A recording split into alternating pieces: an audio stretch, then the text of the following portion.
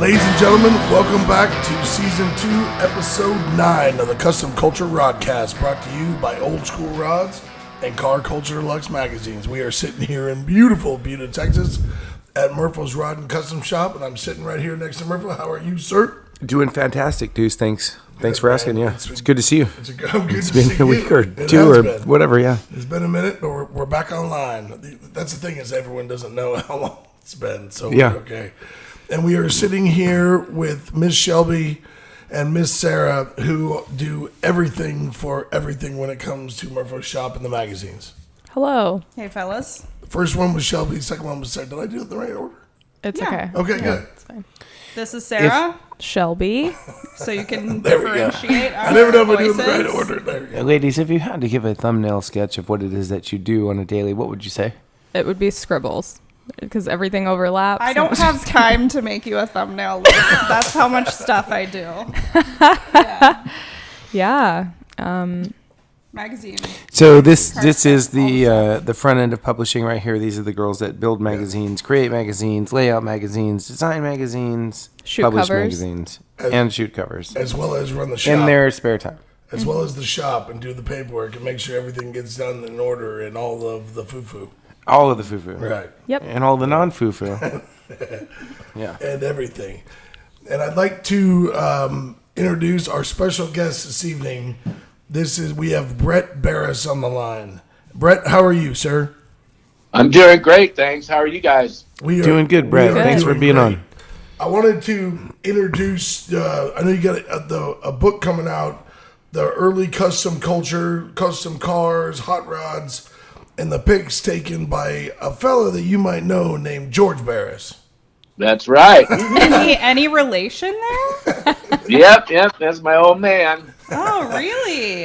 So, Crazy. Hey, I would Well, love... if you could see me, you would know because we look exactly alike. That's awesome. Because he's a handsome fella. But Where also, can I go to confirm this? Oh, God. To the Facebooks or? Yeah, you can look at my Facebook page. So, hey, Brett, tell us a little bit about you and your dad and all of it. That's what we're here for, man. I want to hear all of it. Well, I really appreciate it. I try to keep the legacy going as much as I can. And the way I do that is through a few things. Excuse me. Like many years ago, I did a book, a Barris Bible. It took me 6 years to do it. I did it with I co-authored it with Douglas Mason, who and they also did the books, those big thick books of the one on Von Dutch and the one on Ed Roth, and I provided a lot of the photos for them. And so I'm like, hey, when it's time, I want to do a hip book like this too, not just a car book. I wanted, something more, and that really, Right, that showed it all. Showed the culture, showed the people, showed everything. tied it all together. I mean, George had so many facets in his career, and I wanted to put it all together. So we hired writers for each section. They were all the top, Pat Ganal, Greg Sharp, so on and so on. And that took 6 years, and it was very successful. It was so successful that it sold out within a year. And and during that time, I also did a photo DVD on George's photo career, and it was just a little fun project, but we thought we'd have something to do to fill in while we were doing the book, and so that was pretty cool, and we showed a bunch of photographs, and we had Greg Sharp on there. I don't know if you know who Greg Sharp is, but he's the photography guru. He knows everything about every car. He works at the Wally Parks Museum. Oh, right.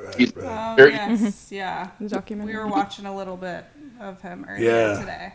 Yeah, he's a curator there. He's just so... We have him on there, and we also have Larry Watson, right before he passed away. Nice. Yeah, we just have George and him just talking about photos and the old days and just, all the stuff that they went through and all the fun they had, Mm-hmm. So then fast forward, it was fast forward, I decided to do a website on George's photographs. Mm-hmm. So people could just go on there and buy not only George's photographs, but from the whole collection of every car, every builder, every fabricator, every customizer, everything. Mm-hmm. And most of these photos have never before been seen. And so we started that right before COVID, and which was kind of a blessing for me because all during the lockdown, guess what I was doing the whole time? Great time to Cataloging and documenting. Yeah. Is that what? Retouching. Go ahead. I'm sorry. Oh yeah, just scanning and retouching for hours and hours and days, which was it was really great actually. I enjoyed it. I enjoyed bringing the photographs back to life and retouching them and making them look as good as I can. I'm not the best, but they are worth buying. You can purchase them on the website. You can make prints, all types of metal prints, this type of prints, shirts. They put them on everything nowadays. Yeah. Is the website still up and running? Yeah, it's called BarrisCustomCity.com. And there's the Instagram as well. That's curated very, So Brett, I'm sorry to cut you off. I'm trying to test my memory banks, but if I remember correctly, your dad was like an avid photographer. Yeah. Mm-hmm. Loved to shoot photographs everywhere, all the shows, everywhere he went. Yeah, he started shooting photograph when he first started back in the early days, early 50s. He was shooting pictures of his cars, to promote his work, and he would send them to the magazines. And then they started having him doing like tech photos. He would he'd take photographs of all the techniques, every kind of technique you could possibly. So then they run those in all the magazines as well. They were very helpful. Many people still use them to this day. I was just going to say that same thing. We talked about before where back then when nobody even knew what to do.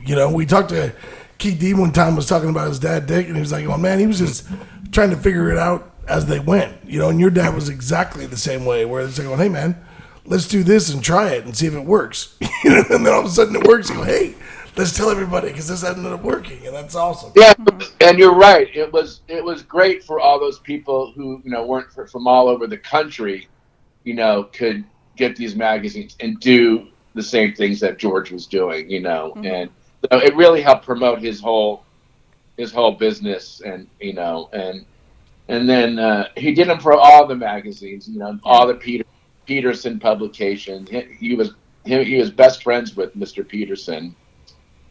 And so there was, and they would send him to car shows as well, from all over the country. He'd have his cars in the car shows, and then he would go run around, because he'd get there before anybody got there. They would allow the photographers to shoot everything before the crowds came, and they would take they had those. The wires that went around the cars, they would take those down most of the time, but you get a better picture of the car. So he built up quite an extensive archive of photos. Yeah. And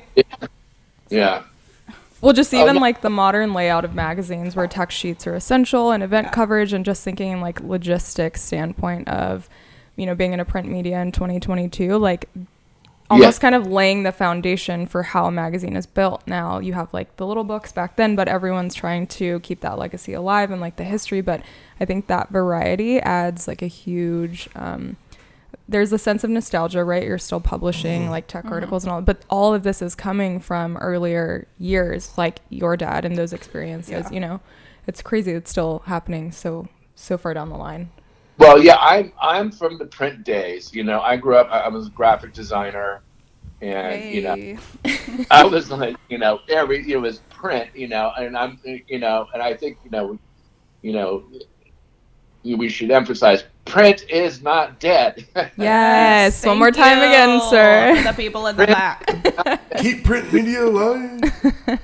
Yeah, I You know, feel such an affection for you guys. Of course, like the Barris family is loved, Legendary. Huge. loved, but like, you know, as a builder, to not just be focused on capturing his work, but also everyone's work. And every facet of And it. it's like, you know, Murph's a builder, but like wants all the good builders, and we have a Right. builder feature in the magazines, like wanting new people to get their work out there and like really keeping the industry alive. Yep. Well, you're Yeah. capturing the scene, you know, every aspect of it. It's Yeah. amazing how back all the way back in the 50s, your old man, he caught that, you know, and he realized it.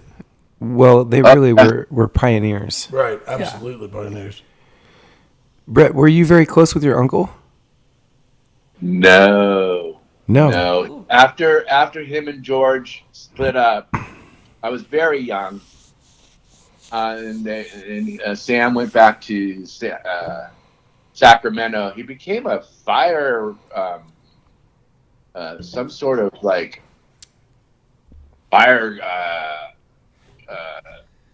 chief or something like that. I don't know. Yeah, it was kind of ironic because you know his shop burned down, then Linwood burned down, and then after that, I guess his brother Sam decided to get into the fire business. I don't know if that gave him the initiative to do that, but I was hoping you were going to say like fire dancer or fire breather.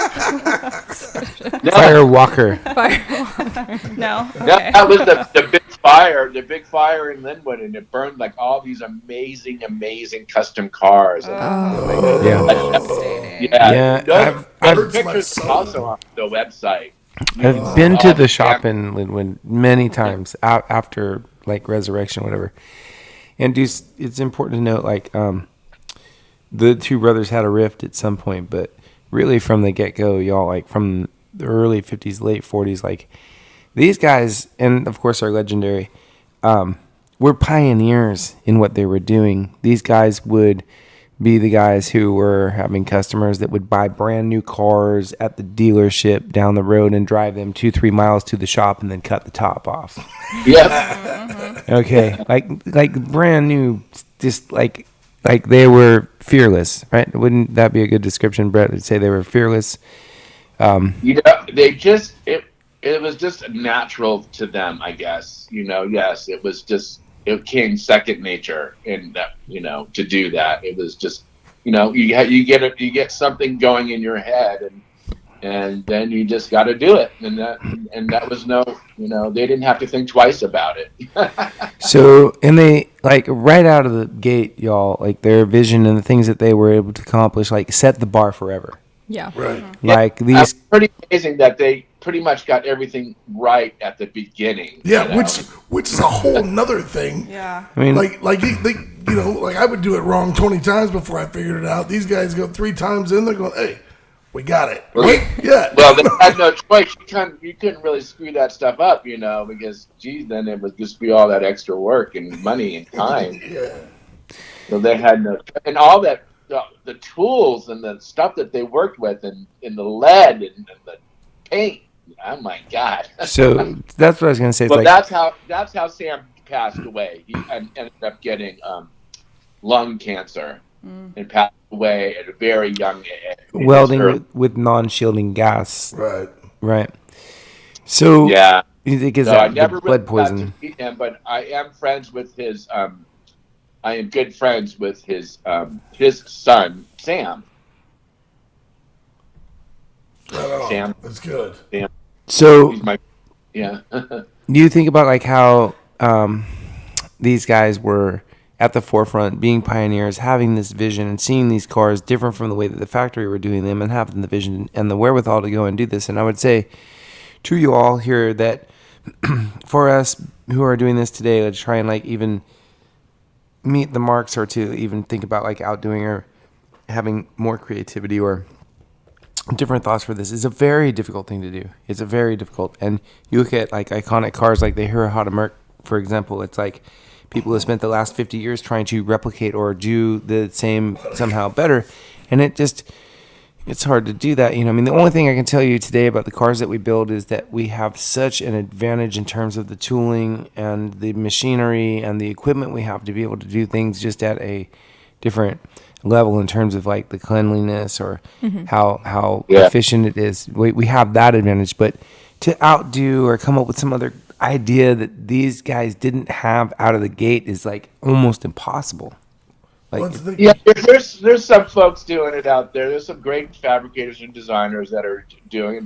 And and there are people that are just making a lot of clones out there. There's a lot of clones, and sometimes they make them a little different. But there's the Copper Cart clone. They did the Golden Sahara clone. Yeah. And I can't tell you how many Batmobiles they're building now. All of them. I mean, everybody's making a Batmobile now. It just drives me crazy because when Warner Brothers wouldn't even allow us to have our own the original Batmobile. They wanted to destroy it, but. Anyways, that's another story for another podcast. Yeah. I'm into it. Do you have a favorite memory of like your family growing up where you were like, not everyone's like this. This is pretty special. Oh gosh, tons. We were always in parades. Who doesn't love being in a parade? So cool. We were especially kids. We were young. We would be in the Hollywood Christmas Lane parade, in the Batmobile or in the Munster coach. And that was always so much fun. And, I used to love to go to the shop, when I was a kid, and just everything, all the stuff going on there and all this. I would just, I was in heaven just seeing all this stuff and all the great cars being built and, all the culture just around the shop, So, yeah. Sounds like there's a lot of creativity in this family, just like oozing. Like, what else? Car builder. Go back to graphic design corner briefly for me over here, because I was like, oh, one of my people. Well, George was also a designer. He did a lot of the layouts for the magazines. And I did it kind of the same way. When I started, it was cut and paste. Yeah. Mm-hmm. Yeah. And that's the way they did it, Even you should see the proof sheets, how they would do proof sheets. They would take the actual proof sheet they'd get from the printer, from the photo lab, and they would cut it up. Each picture they would cut up, and they would lay it all out on a piece of paper, and then label the sheet. The name of the car, and the person, where it was from, and I still have a lot of those, when I was in school, I'm a little younger, so a lot of digital, but they still made us do all that just to like. Oh, that's good. Yeah. Show so the process and pay your dues and all that. A lot of time with an X-Acto. I don't want to go into the details, but a lot of X-Acto wounds. Oh yeah.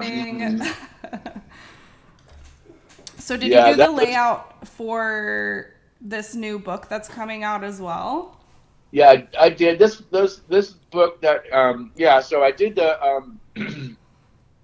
I told you about the original book I did was the one that took me 6 years. And the same publisher. I paid pictures on Instagram, and the publisher was like, "Hey, these are great pictures. Why don't we do like another little book?" Yeah.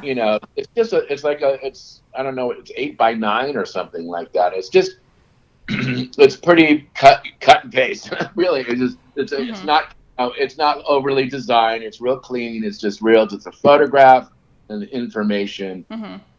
And we it took a long time. There was a lot of retouching and doing research. It still took a while, and we were trying to get it done. And it was supposed to be out in like June or July, but then we ran late, and then we got we got pushed. Pushed behind. They postponed it till October. So I'm like, oh great. After we rushed it and everything. And, but that's how it goes. I don't, but at least it'll be out for Christmas. Yes. Yeah. Great gift for the custom culture Rodcast. Yeah. Culture Deluxe, Old School Rods. Yes. Speaking of that, we are gonna have the opportunity to do a lifestyle article with you, Car Culture Deluxe, and then peep Old School Rods 114 and the cool new stuff you'll see. You can get this book pre-ordered on Amazon. Whole nines. The photographs are beautiful. We got to sneak some peeks, and I have a couple favorites. I've already looked through it a couple million times. Not gonna lie, this PDF is gorgeous. Well, do you like it? I love it. I like the different aspects too, where you can literally find a section where you're just looking at the cars, you're just looking at the pinups, you've sectioned it out really well, but every time that you're flipping through the page, there's something new to look at, right? Like the photographs are, 60, 70 plus years old, and they still are hitting so well, like gorgeous. Just even the cleanliness, that sounds weird, but like the car is the focus. And then yes, we're in a beautiful place. Yes, it looks like California, car show, whatever. But it's beautiful. And like looking at it now, if it was colorized, like it could be published in our magazine. Like the it's so timeless, and the way that it's done is gorgeous. Oh, that really makes a lot. Yeah. I mean, I try to put, pictures that haven't been seen before. But of course, I put some of the good old ones that, everybody, still loves, and, and I, of course, I slip, every other one, or slip every other few, I slip in, of course I have to slip in the Barris custom. But some of them have never before been seen. So it's exciting, Yeah. It was exciting for me. I was like, I scanned this, I was looking closer, like, this is a good looking car. I'm like, and I look and I scan, I look close. Oh my God, there's a Barris crest on that. So, it's always fun to find treasures like that, and some of them, just very, they were just mild customs, but they, and then of course he would shoot he really caught the vibe. He would shoot in the cars with their owners, which I always liked, That's and so cool. He caught the essence of the scene, and which I like as well. So we're about to go to break, but I have a photography question for you, Miss Shelby. Okay. Well, I guess it's a technology question, or have we advanced question, really? Okay. Because I'm ready. I was watching a movie not too long ago from 1964, and I was struck by how vivid Colors. the cinematography was of this movie, as opposed to what we watch today. That's a lot of like filtered, computer stylized effects and so forth. And it was like, it was so crisp, and it was like so dimensional. And I'm thinking to myself now, like, do you think there's really been that much advancement in photography in terms of what you can capture from 40 or 50 years ago compared to today? Okay, here's my thing. Like with the digital era, we're always trying to get back to the like crispness and like richness and nostalgia of film, which is really ironic because we have every tool in the world to like show the hair on someone's arm, but we're still wanting the composition to be beautiful. But like, that's why I'm saying with this book, it's like not me just being a photographer. Like you can look through it and it's timeless. Like you are literally, like you said, capturing an essence of a culture that doesn't exist but in some ways it does. Like, we're Right. trying to be this, but like, it's so pure. Like, the models are gorgeous. There is a photo in there of a woman with this tiny poodle, and she's next to this man in a car show, and it is burned in my mind. Like, I want to be this rich, elegant, gorgeous woman with this tiny poodle, and I wish I knew who she was, but I was just struck. That was my mother, Shirley, with Oh! Shut way! I was like, I want to be her. I didn't even read the caption. I was smitten. I was like, this is gorgeous. Like, oh, that's so cool. That was her dog Fang. Oh, it was so tiny. Hey, Brett, we got to take a break right quick for the sponsors and whatnot, but I want to get back on this because how rad is that it was your mom posting that? I love it. Of all the pages and all the photos. That's awesome. Oh, Hey, so let's take a quick break. And ladies and gentlemen, thank you for listening to Season 2, Episode 9 of the Custom Culture Rodcast, brought to you by Old School Rods and Car Culture Looks Magazine. We'll be right back. Hey, y'all, this is Double Deuce, the voice of Custom Culture Rodcast. Do your part to keep print media alive. Head on over to murphospublishing.com. You can subscribe to both magazines, Car Culture Deluxe and Old School Rods. Do your part, as everyone should. Keep print media alive. Subscribe today. Ladies and gentlemen, welcome back to the second season and the 9th episode of the Custom Culture Rodcast, brought to you by Car Culture Deluxe Magazines and Old School Rods. See, I did that backwards because I'm so used to doing it the other way. Anyway, we are still on the line with Shirley Barris. Sir, are you still on? Still here. All right, man. We just ended that with Shelby going cuckoo over a picture. Here, I'm going to turn it over. Shelby, go ahead. Okay, so of this, 100, 200 page book, I happen to talk about this gorgeous woman and her tiny dog, and it ends up being Brett's mother. And now I brought up a visual so everyone else can be involved in this glamorous moment. Okay, so your She mother's looks like name again? Her name was Shirley Barris.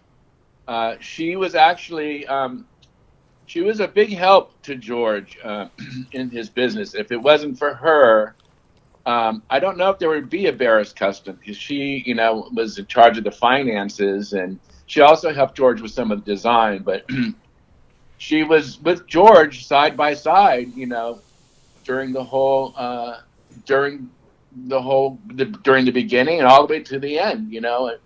She was George's muse, and she helped out a lot, and she made sure that George didn't spend all the money. I need one of those to stop buying cars. She held the reins, or else he would have just, creative people are. They don't think about finances. Hey. It's true. Oh, how great. Yeah, they were a team. They were a team, definitely a team. And she was absolutely gorgeous too. Gorgeous, very elegant. So, was this photo at car show? Yeah, I can't see the description at this moment, but let me peep it. Do you know, Brett? What? Where this photo was taken? I'm trying to. Let's see. I don't know Here we car go. show that was right offhand. Bakersfield Motor and Boat Show. Bakersfield Motor. 1958. Yep. It looks like Kooky T. So- 1922 Ford. Yeah, that was Kooky. Yeah, Kookie's Tea. Mm-hmm. Yeah, he's that famous car that he did. It was in a movie. He had a lot of public. That car got a lot of exposure, and I believe it's. yeah, they had fun. They were. They had a good time as well. They were all having a good time, and at the car shows, and just it was also a social thing, for them, and they were all the customizers were competing against each other, but they were all buddies, and they have a good time, So I'm very certain that the Cookie Tea is either a Marvel or Hasbro or Mattel model. Yeah. That it was made into a model that you could get as a kid and put together and like do all that stuff. But I have a call to action to all y'all girls here. Do you see the furs? Oh yeah. And, Yeah. Hence why I just course. picked what that out of my brain. happened And why aren't y'all dressed up like this going to car shows? Okay. How many degrees back is up. it outside right now? Sometime. Sir. One of the best things about that picture, do you see the third lady over? That is glaring at her? Eyeballing. Yes, I do. Eyeballing your mom. Yeah. Yeah, who's that? Who's Who is this woman? Who is that woman? She's beautiful too, but she is eyeballing your mom, dude, like cray. Yeah. Look at that, man. That's fantastic. It's iconic. Yeah. George would actually use my mom as a model in the beginning. Wow. He would. Obvious choice, because she's gorgeous. Yeah. I would too. Yeah. Yeah, she was. She had that look that all the women wanted. She was like the famous actress. I think her. I forget her name. She was married to Robert Wagner. Yeah, the little dark haired guy who died in the boat with Christopher Walken was in it. Yeah. I know who you're talking about. We need a person on the computer. My mom is that going to backtracks. kill me when she hears this thing because she's gonna. Natalie Wood. Natalie Wood, yeah. Natalie Wood. Very good. Thank you. My mom's not gonna kill you. She's gonna kill me. You're dead. I'm dead. So But I'm he sorry. would, I'm sorry, Mom. George would love to. Of course, George would also, love to photograph the pinups. But you can't. Most of the cars. He would try to have, a pretty girl standing next to the car. And, a lot of these girls weren't, back then they weren't professional. As you can see in the book, some of them just, they were just average girls, but, that's the beauty of it too. But, he would, every once in a while he would get a professional model or, but, that's why you have that whole section of the pinups, So speaking on that, so Sarah and I are both around 30, but growing up with that inspiration, so our era is everyone is overly tanned and skinny and half naked, and I'm sure Sarah can kind of attest to this, being inspired by Audrey Hepburn and all these actresses that aren't completely just showing it all out. Also being a fair girl, being more conservative and more inspiring. Not a great option. It's not happening for us, okay? And that's fine. But it also is such an impact and such an influence on creativity, expressing yourself. Sarah is our art director. I'm a photographer. Just the way that even we ended up in this industry, it's really funny, but it's photographs like this that strike you at a very young age in movies and film and magazines and all of this culture you're absorbing that shapes you into who you are. And I'm sure Murph can attest to this. You don't just grow up and you're a car builder. You don't just grow up and you're an art designer. You're not just yes, you're creative, but what inspires you when you're younger kind of dictates your life and what you kind of end up in. And it's just really... It's funny because, I said, just seeing this photograph of her mom, I'm I want this fur on my body. Yeah. I want to be this gorgeous woman with this gorgeous dog. And, it's 2022. It could be 2080, and I still want to be this woman. Some things are just the design and, but also to speak to the cars. That's why people are trying to make these clones and trying to continue, keeping this legacy alive because it's so timeless. And Sarah says, good design is invisible, but when you try to copy it, good luck. Yeah. Good luck being a Barris legacy. It's not going to happen, but you can try. Mitzi's doing a good job. You got to hand it to her. I think you guys use her, don't you? Yes, she's great. When we had, I think I don't know if I'm going to get the number right. Tim Sutton's. It was 1098. Yeah, something like that was featured. The nostalgia, people you gravitate towards it because it's so good. It never goes out of style. Yeah.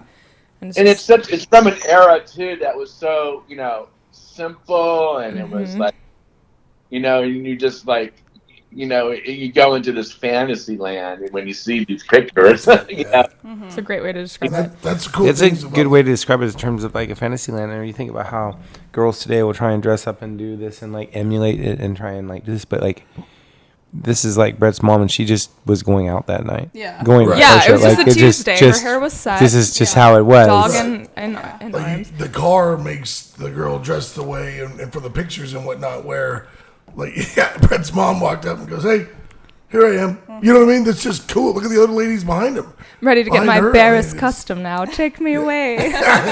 They're all, they're all dressed that way. Yeah. That's all. Well, that dog was in almost every picture. I had to sometimes take the dog out. Why would you do such a thing? Because she wouldn't. That dog would not leave her side. She was always with her. You know. Aw, cute. thing. But it's just like now. You see all these girls. They all have their little poodles, and they all have their little toy dogs. Chihuahuas. You know? They Tiny go with them chihuahuas. everywhere. Texas. So it's funny you say that because I have a tiny dog named Jaja, and my last name's Gould, so she's the off-brand instead of Jaja. Gabor. So I am the girl with the tiny dog in 2022, hoping to be as glamorous as your mom. So we're living it. Yep, it's us, tiny dogs. So I mean, And publishing it. And preserving it and creating the opportunity to stay alive. Well, that's also the thing with these photographs is that they're being used to help. You know, some of these cars are still around, or else they're being stored.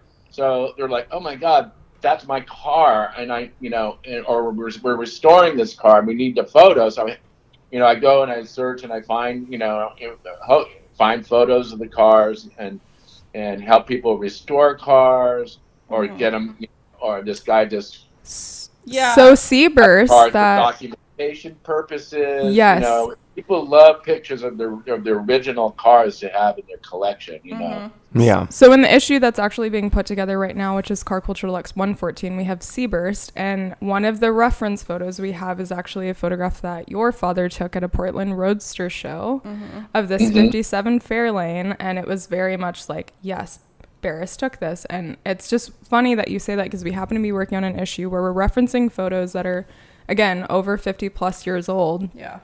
And still wanting to preserve those custom details, and like it's still even the paint matching everything. Like at that point, like it's a black and white photo, but we're using all of these reference materials now to tell the story, and like it's part of the history and the legacy.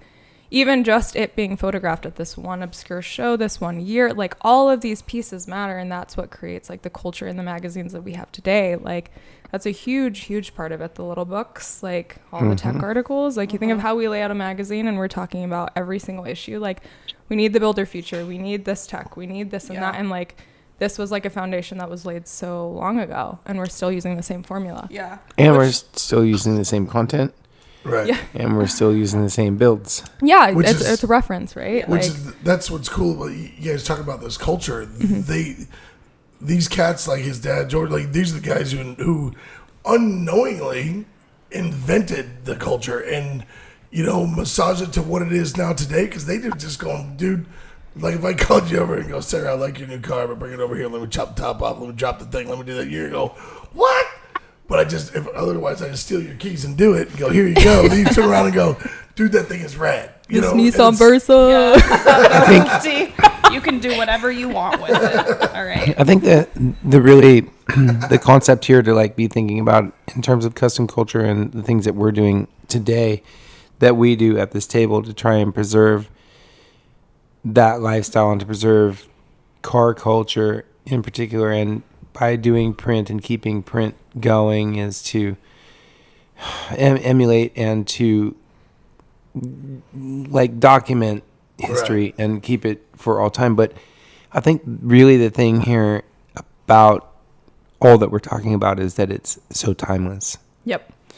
It was pioneered. It was a forefront. It was something that happened so fast from the get-go, but is affected and has been a passion in people's life and their lifestyle and their bloodstream and everything about them and their being for so long. Like it has really become timeless. Like we're looking at this photo and we're thinking about what they were doing then. It's the same really what we're doing today, just kind of, a different time. But that's really what we're trying to accomplish here, Brett and our listeners, like with the magazines and the thing we're doing is trying to preserve and keep what this culture is and keep it timeless and keep it alive and keep it as an opportunity or something for people to participate in the future ongoing.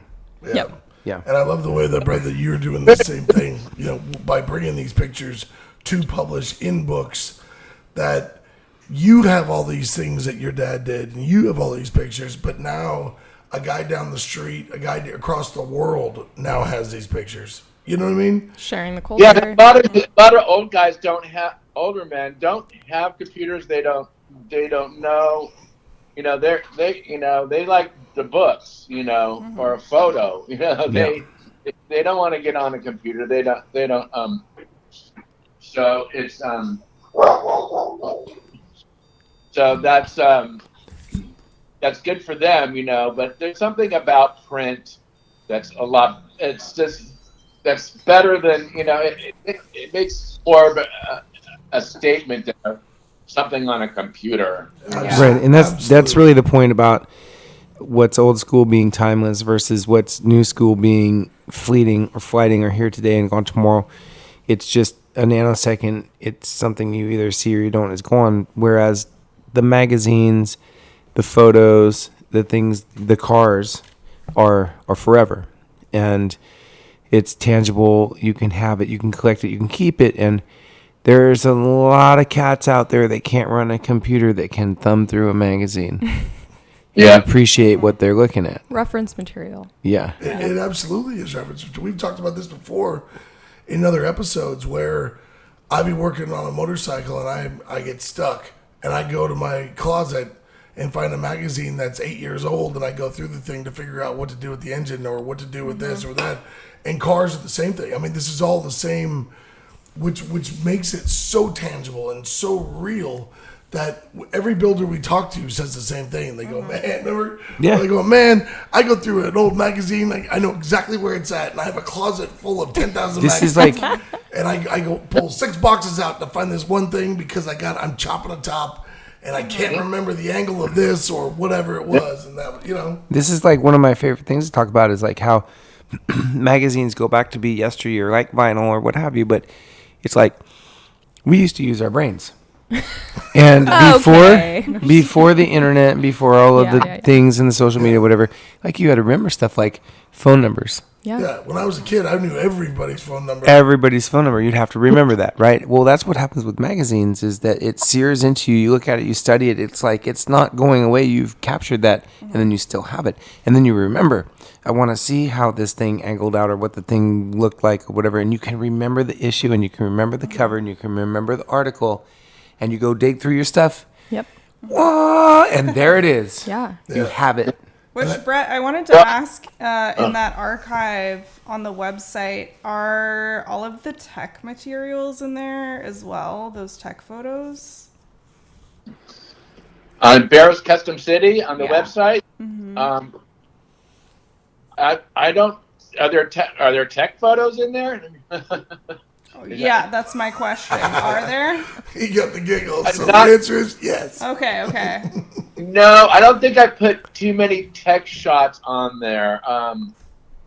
Mostly, if there was I would, be pushing it if I put an engine on there. It's not really anywhere to go, but it could be. That's a good idea.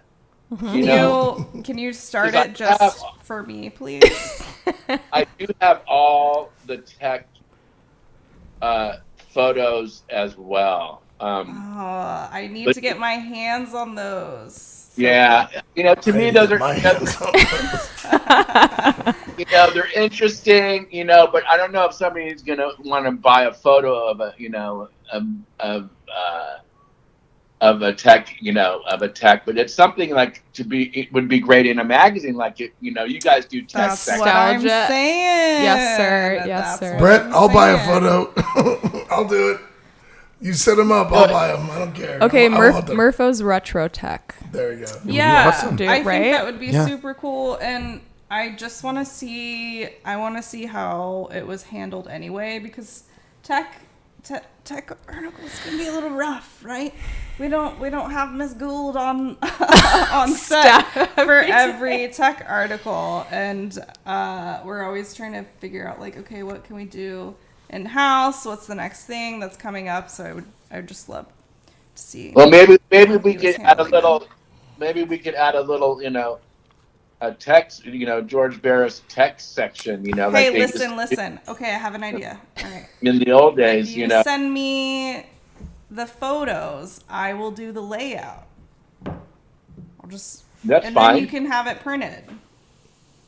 Yeah, I mean, there's so many. Yeah, it's hard to choose, but you'd have to wind it down to which is okay. What's the most? Must we? Yes. You can do little books of tech. Yeah. That's phase 2 for Barris Custom Study. I'm gonna coin it now. This is tiny Brett tech. Barris coming out with tech novels that's going to be like Encyclopedia Britannica. Yeah, tiny There's tech. going to be like 300 volumes of the damn thing. Anything you could possibly need. Well, a long time ago, they did motor books. When motor books was in business, they did do tech books. Mm-hmm. Just strictly tech books. There was at least maybe 3 or 4. But let me see. And they were more popular than. Let's see here. They were just as popular as the other books. Yeah. You've got tech books, techniques of the 50s, mm-hmm. and that was this one. Volume 2 was grills, scoops, fins, and Frenching. We need these. See, and I want to see grills, scoops, fins, and Frenching right now. Right. That something like that, Brett, is like your dad standing behind me telling me what to do. You know what I mean? Yeah. I mean, you get what I'm saying? Yeah. When you're reading it from the man, from the old cats, man, it's like literally they're sitting there going, listen, this is what you do. And they're right behind you going, no, let's do it this way. All right. That gives me chills. But that's what builds the modern builders is the history and the legacy, guys. It doesn't just pop up out of thin air, so we have to preserve it. So subscribe, listen, buy the book, support all of these outlets to keep it going because It doesn't just happen. And on another note, so speaking of books, on it. Speaking of books, you also have a coloring book, right? Oh yeah, we did a little Barris custom coloring book that has we had some some of the top artists that do that type of illustration, that lowbrow, whatever. I mean, we got the best artists, are doing all the great drawings out there, and we start off, with some early Barris customs, and then we branch off into some of the more kooky cars, that from the 60s and 70s, some of the right. So you got a little bit of everything, and I think it's we'll probably do a volume 2. This is the first one we did, but it's called the Barris Custom Coloring Book. That's fancy. My youngest son is big into. He's an artist. He loves drawing. He loves this thing, and he loves. It's funny. He's 12 now, and he says, "Dad, I want to get an old car." I said, "All right." So or an old truck, and I show him I don't know, it was like an 85 pickup or something. We were driving by. I said, "Something like that." He goes, "Well, yeah, Dad, that's old, but it's not old." Because I got a 49 pickup, and he's like, so he wants that same kind of thing, know. So for him to see those kind of things and let him go wild with those coloring books would just be, he's gonna love that, man. I'm gonna grab that for him for Christmas because he'll go crazy. That's really cool. I think it'll be really good for kids, Oh, sorry, just a dog. That's all right. we love them if you hadn't noticed. Okay, so and it's good, and I think it's great for kids, but it's also for adults, because of course, there are a couple of shots that have, George, a pinup in it as well, but it'll be really, really great for for kids and adults. Yes, So love that. I love me a good coloring book. Me too. I could do some coloring, some customs. Sick, bruh. That's awesome. Well, hey, Brett, if people who are listening here and they want to get a hold of you or get a hold where they can find your books, and you said that the early custom culture book is coming out August 1st on Amazon, right? October. I'm sorry, 1st. October 1st. Yeah. October 1st on Amazon. But how, if people want to get in touch or do whatever, what social medias do you have? What do you got? Well, they can go onto my website and then email me from there, barriscustomcity@gmail.com. Okay. And I'm on Instagram as Barris Custom City. And by prints, yeah. Pardon? By the prints on the website as well, and the shirts. You mentioned a couple different. Oh yeah, on the website you can you can buy the photographs, and they do metal prints, and they print them on all sorts of materials, and you can also get T-shirts, and we have artwork on there too. We have all sorts of Barris logos and Barris everything Barris every Barris logo, even some of the concept drawings, everything is, I try to put just about everything on there, but mainly keeping it before the pre-60s, Right. Love it. not really getting into the 70s. There's no TV cars on there, no movie cars, just mostly the traditional customs and hot rods and from the 50s and 60s. And there's you'll be able to buy them at there's that bookstore we mentioned, Arrow Auto Books, over in Burbank. But also, if you want to, you can order them from me, signed by me. So, Hey. And that's on your barriscustomcity.com, right? the book will not be on Barris Custom City on. How can they order a signed copy?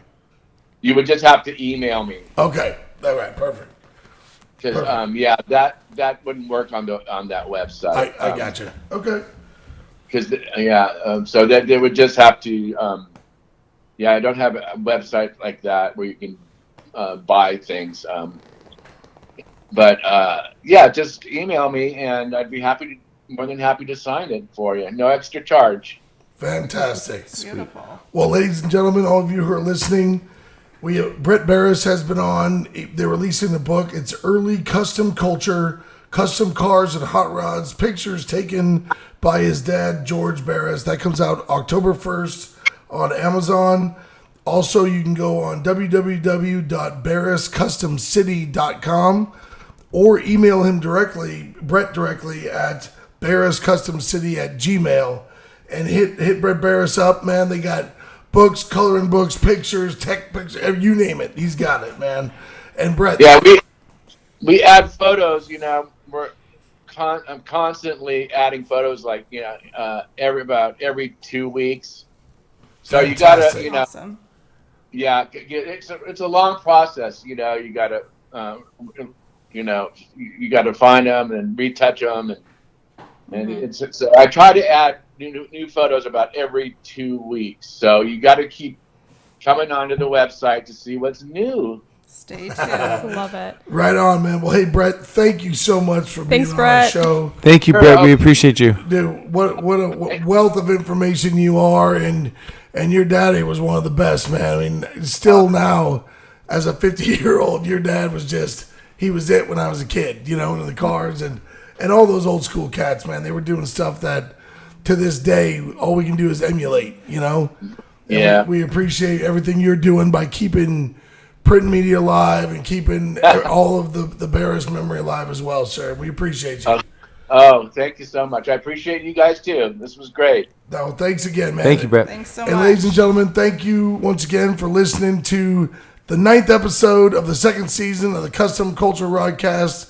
We're running out of time, so for Miss Sarah, Miss Shelby, Thank you, Deuce. I was going to say, it's your show. You do what you want. And me, thank you again for listening, and good night.